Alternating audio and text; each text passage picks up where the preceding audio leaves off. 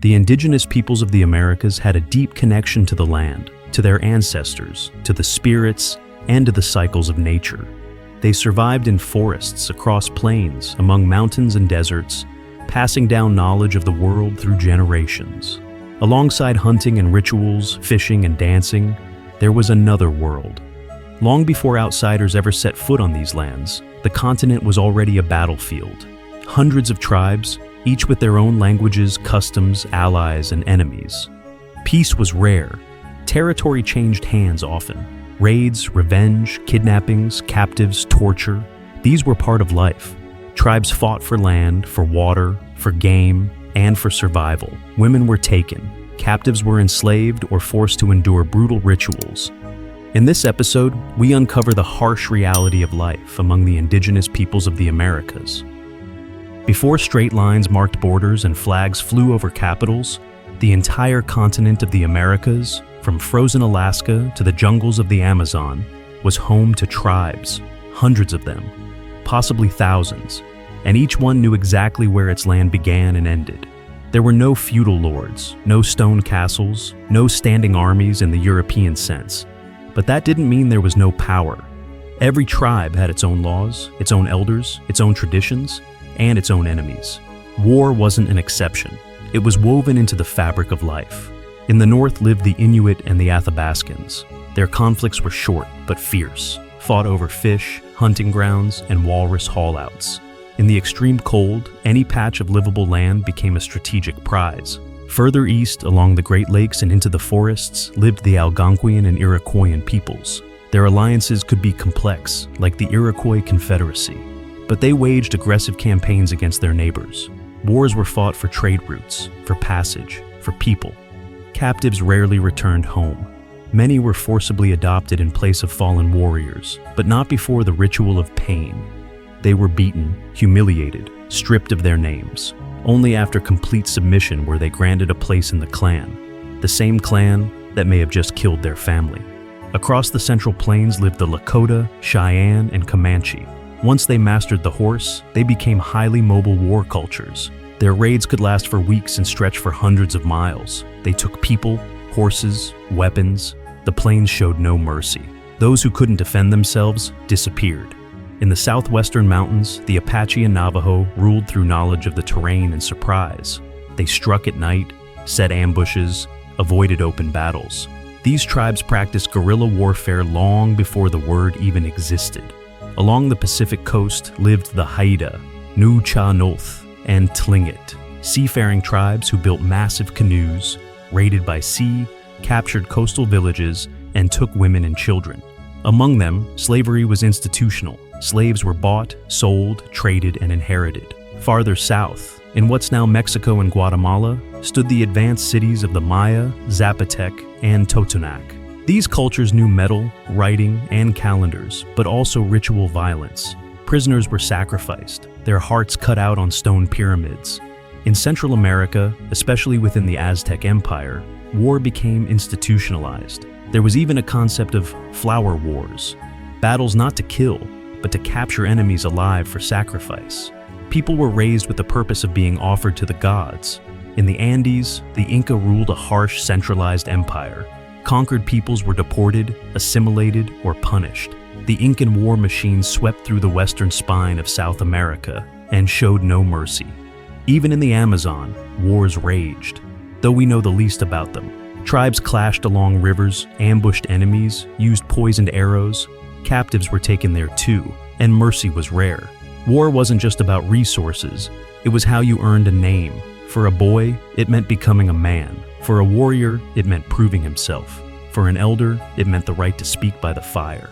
Scalps, trophies, captives, horses, all became part of a man's story, known to the entire tribe. On the Great Plains, every deed counted, whether it was a raid, saving a comrade, or simply touching an enemy without killing him. Deeds were embroidered on shirts, painted on shields, and told again and again around the fire. Among the Comanche and Apache, taking part in battle was mandatory. Even the elderly tried to accompany the war party, just to save face. Wars could start over anything. A real offense or just a suspicion. A broken promise, a gesture, a stare, an unpaid tribute. all could lead to blood. Tribes believed that the soul of the fallen demanded revenge. Sometimes a chief claimed to have had a vision, spirits pointing to the enemy. That alone was enough to go to war. Some wars were ancient feuds, passed down through generations. Others had no excuses at all. They said it plainly. We go because we want to, because we love war, because it brings strength, spoils, and glory. Even in times of peace, most tribes lived in a state of constant alert, always watching for sudden attack. Unless sandstorms, snow, or heavy rain made patrols impossible, scouts kept watch around the village day and night. Lookouts guarded the fields. Sentinels stood at every post. The fear of enemies, bringing death and destruction, was a constant presence in the daily life of native peoples. Deep in the northeastern forests between the Great Lakes and the Atlantic Ocean lived one of the most organized and feared forces on the continent, the Iroquois League. 5 nations, Mohawk, Onondaga, Oneida, Cayuga, and Seneca, later joined by the Tuscarora.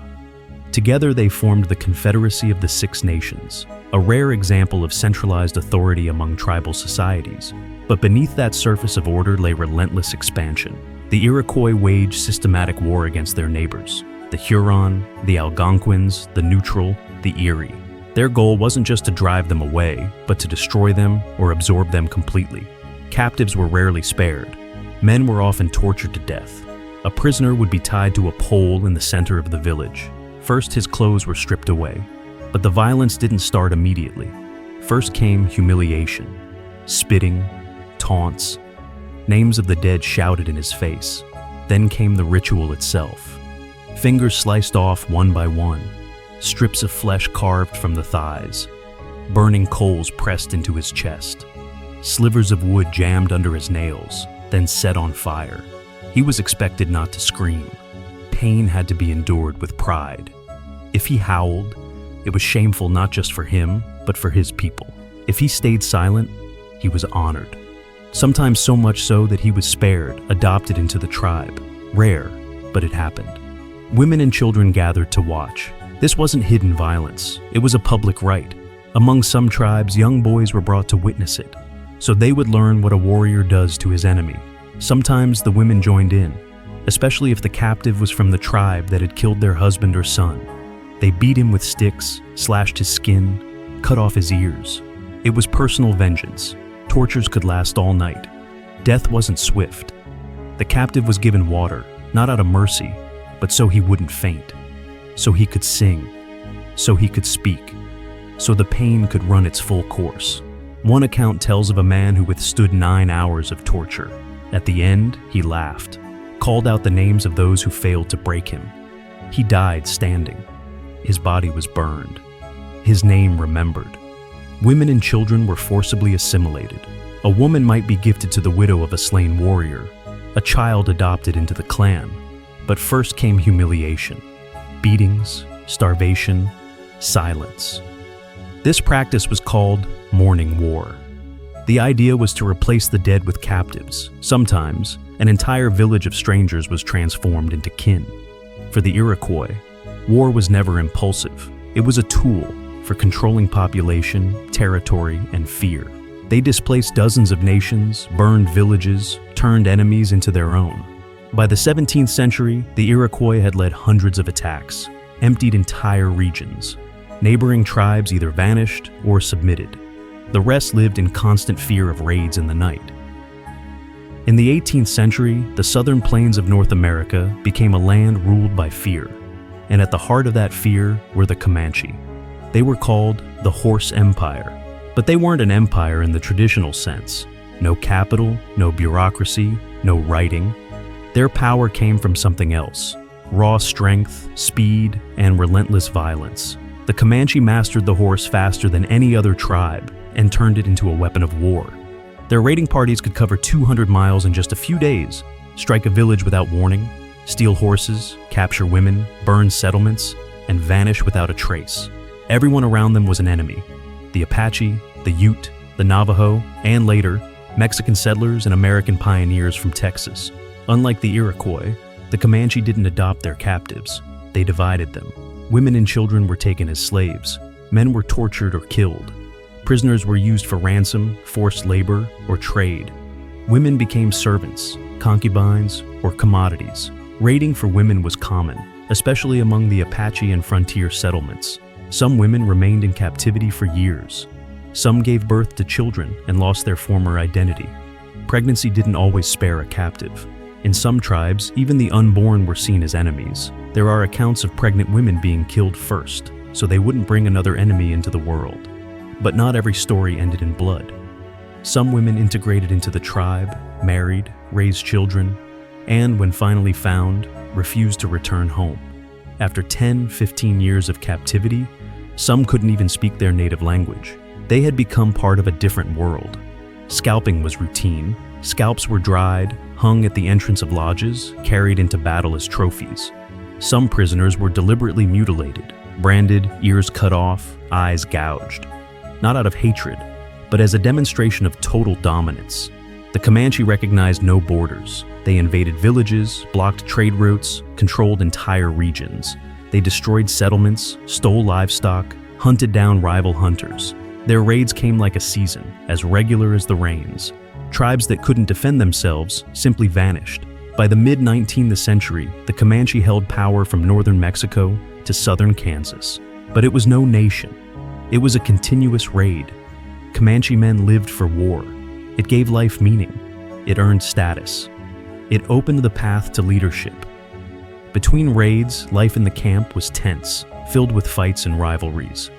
Their warriors were prideful, hot-tempered, and quick to violence. But something far more disturbing lay beneath.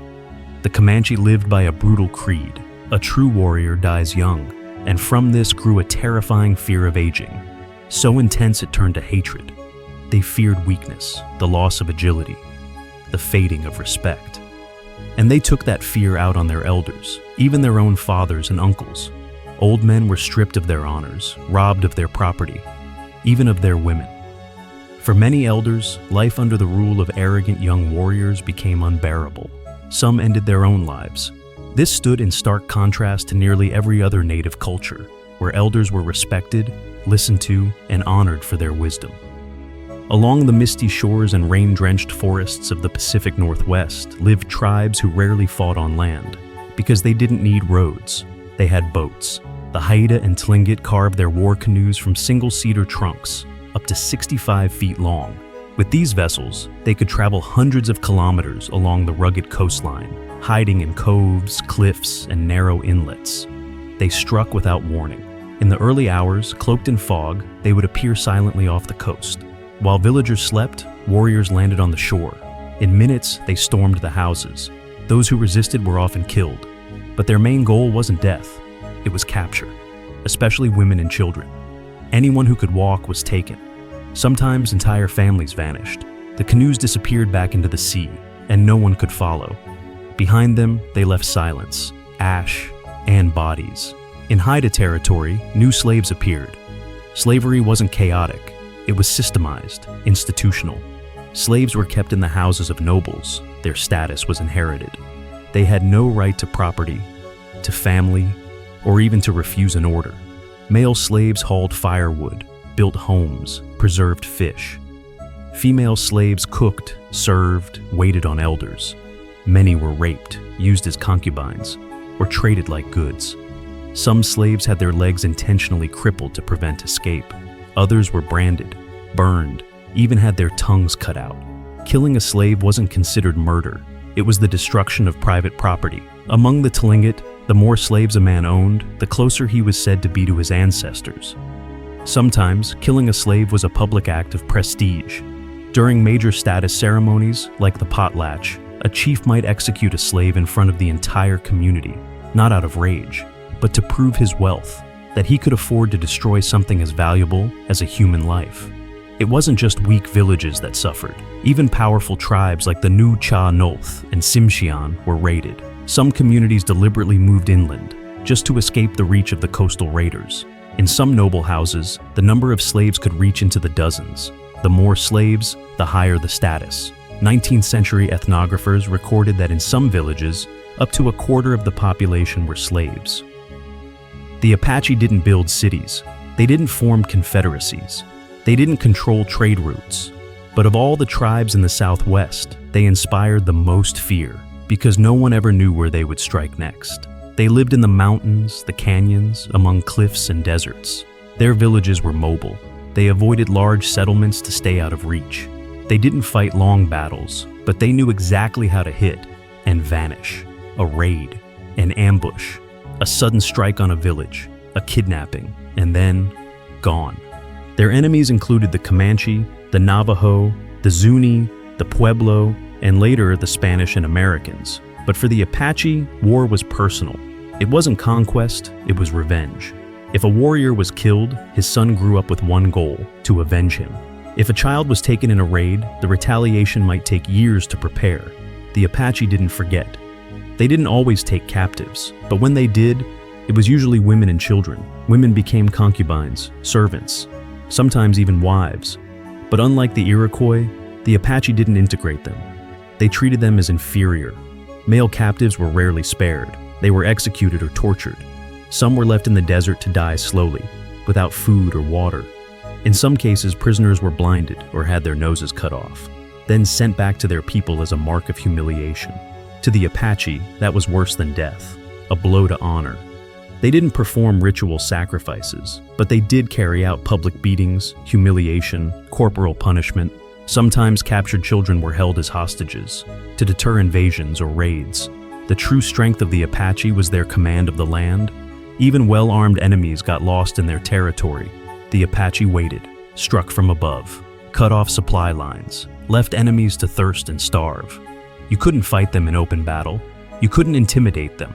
All you could do was fear them and wait for the night they came. The Aztecs didn't just wage war. They built their entire world around it. For them, capturing an enemy wasn't the victory. It was only the beginning. Killing in battle was discouraged. The goal was to take prisoners alive, keep them healthy, feed them, prepare them for sacrifice. Their wars were called flower wars, a poetic name for a calculated system. Battles were arranged in advance. Both sides knew when and where, but the goal wasn't destruction. It was to supply the temples. The more captives taken, the greater the favor of the gods. In the heart of Tenochtitlan, on the great plaza before the temple of Huitzilopochtli, the lines would form. One by one, captives were led up the steps, laid on the stone altar, and the priest would reach into the chest and cut out the heart. The hand plunged deep and then rose, lifting the still warm organ to the sky. Sometimes it was one heart, sometimes hundreds in a single day. The bodies were thrown down the stairs. Sometimes they were burned, sometimes eaten as part of the ritual. The captives knew what awaited them. Some went quietly. Others tried to escape, but the system was precise. Warriors who captured the most prisoners received marks of honor: eagle feathers, elite garments, a place beside the priests. Killing an enemy meant nothing. True glory was bringing him to the sacrificial stone. Women too were sacrificed, offered to the goddesses, sometimes alongside their children. There were accounts of captives being forced to dance before their execution, as if it were a celebration. But this wasn't cruelty for cruelty's sake. In the Aztec worldview, the sun god fought darkness every day, and to win, he needed blood. If the sun wasn't fed, the world would die. For the Aztecs, war wasn't a choice, it was duty, and they carried it out with ritual precision. The Inca Empire stretched along the spine of the Andes, from Ecuador into Chile. It was one of the most powerful political systems in pre-Columbian America, but it wasn't built on unity. It was built on control. The Inca didn't conquer only with the sword, but when violence was needed, they used it without hesitation. Peoples who refused to submit were wiped out. The rest were relocated. The system was called Mitma. Its purpose, to uproot conquered tribes from their homelands and replace them with loyal populations. It broke culture, it broke language, it broke memory, and it broke resistance. Families were separated, entire lineages scattered across provinces. The state decided who could speak with whom. Some peoples didn't vanish in battle, they vanished in records, quiet erasure, precision by policy. Men were forced to build roads, agricultural terraces, temples. Women were sent to weave or taken to the houses of chosen women, where many became concubines of the elite. If a rebellion occurred, punishment was collective. Villages were burned, elders killed, Anyone speaking the wrong language, deported. Human sacrifice existed, but it wasn't routine. It was reserved for the mountains. Children and adolescents were chosen, sedated, dressed in their finest, taken to the peaks, and left to freeze. Their bodies would be found centuries later, perfectly preserved. Flowers still woven into their hair. But the Inca didn't need blood on stone to keep their empire. Their weapon was submission, total, silent, imposed with methodical cruelty. Those who resisted didn't just die, they vanished, not in war, but from memory. The stone pyramids of the Maya still rise from the jungle. Their carvings, reliefs, and inscriptions speak of a sophisticated civilization: astronomy, mathematics, writing. But within those same temples on those same platforms, blood was spilled every year. The greater the city's power, the more lives it claimed. Maya warfare wasn't vast like that of the Inca. It was frequent, local, fought between rival city-states. They battled for prestige, for resources, and most of all, for captives. The true prize wasn't land, it was people. Enemy rulers, elite warriors, and priests were the main targets. Their fate was sealed the moment they were captured. On ceremonial platforms, they were torn apart, decapitated, bound, burned, or had their hearts cut out. All of it was public, a declaration of divine power. Sometimes the victim was shown their death beforehand, scenes of their own execution painted on temple walls while they were still alive, not as a threat, but as part of the rite. Maya priests believed the gods created the world by sacrificing themselves, so humanity owed them the same. And it wasn't only enemies who bled. Maya kings cut their tongues, pierced their genitals, collected blood on paper, and burned it, all in submission to the heavens. Maya violence was never random. It followed the calendar. Ritual days, pre-selected victims, their names etched in stone, their deaths made part of history. To the Maya, sacrifice wasn't cruelty. It was payment for cosmic order. For all the brutality we've shown, wars between native tribes were rarely large in scale. The continent was sparsely populated. The distances, vast. Tribes more often avoided each other than collided. And even when they did, it wasn't armies that met, but small war parties. 300 warriors, that was already an event. Native peoples had no standing armies, no generals, no banners or battle drums. Their warfare was ambush, a fast strike, and then back into the forest. If you enjoyed this video, make sure to like, subscribe, and check out our other episodes, where we explore the darkest and most mysterious chapters of human history.